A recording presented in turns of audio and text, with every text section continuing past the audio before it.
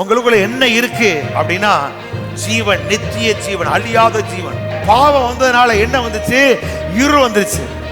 அந்த இருளுடைய வேலை என்ன அப்படின்னா வியாதி, வேதனை, வறுமை, தரித்திரம், கஷ்டம், பற்றாக்குறை, முடிவுல மரணம். அது வரைக்கும் கண்ணீர் கவலைமா இருந்த என் வாழ்க்கை ஜீவன் வந்ததுனால, வெளிச்சம் வந்ததுனால என் கண்ணீர் கவலையெல்லாம் மாறி சந்தோஷம், சமாதானம் உண்டாக ஆரம்பிச்சு. இதை குறித்த ஒரு வெளிப்பாடு உங்க ஆவியில வந்துருச்சு அப்படின்னா ஒரு நாளும் நாம மூஞ்சியை தொங்க போட்டுக்கிட்டு இருக்க மாட்டோம்.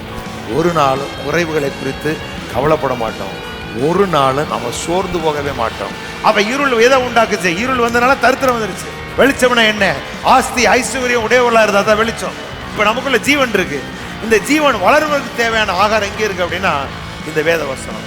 அப்ப இந்த வேதத்தை நீங்க நேசித்து இந்த வேதத்தை வாசிக்கும் பொழுது இந்த வேதம் நமக்கு என்ன செய்கிறது?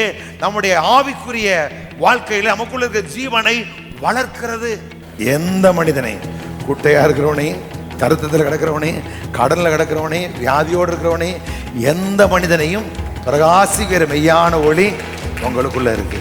அந்த ஜீவன் தேவனுடைய ஜீவன், அது பரமனுடைய ஜீவன், அது பரலோக ஜீவன், அது அழிவில்லாத ஜீவன்.